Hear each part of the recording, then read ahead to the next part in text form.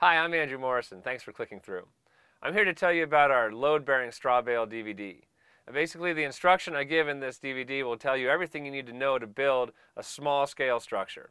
Now, all the techniques that I teach are something that you can use eventually on a full-scale home or studio or larger structure, but it's always a good idea to start small, make sure you understand the skills, build something small, and then from there move on to building your home. Now, this DVD will give you everything you need to know in a step-by-step, really clear instruction. On the first day of work, we're going to look to place some piers so that we have an actual foundation system. We'll also need to place our rim joist to create the frame of our floor system.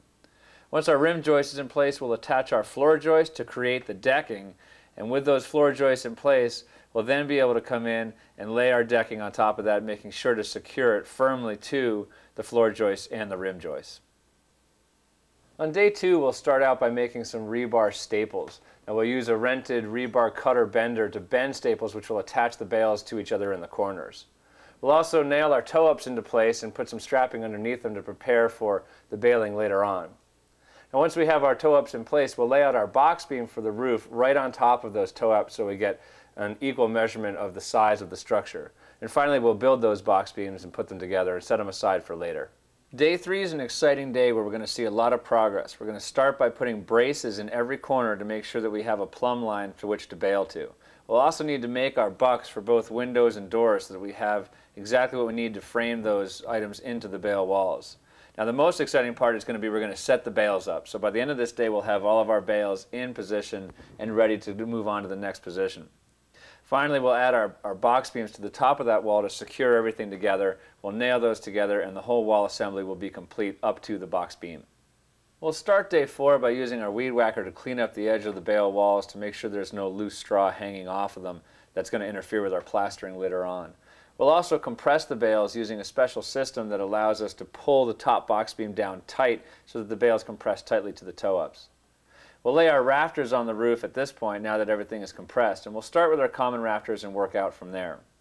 We'll make sure to create lookouts to hang our barge rafters off the end and get our fascia in place and complete the roof system so we're ready to sheathe it.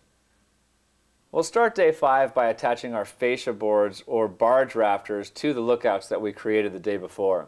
Now with those in place, we'll then move to sheathing our roof using an OSB material that will give us the base foundation for our roof system.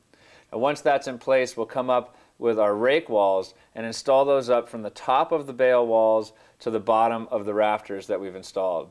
That'll give us an area to continue our plaster up the wall. Finally, we'll add our roofing felt to the roof, which will give us enough protection to keep us safe should any rains come in the meantime.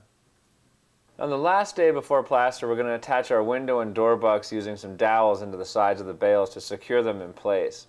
We're also going to prepare for plaster by using some J-metal or plaster stop around the base in any areas where we want a clean finish for our plaster line. We're also going to install our windows and doors and put up some plaster lath around those areas to support the plaster on otherwise unsupported areas. And finally, we'll install our welded wire mesh across the surface of the bales to reinforce the bales and strengthen the walls in general. So thanks again for clicking through, and happy baling.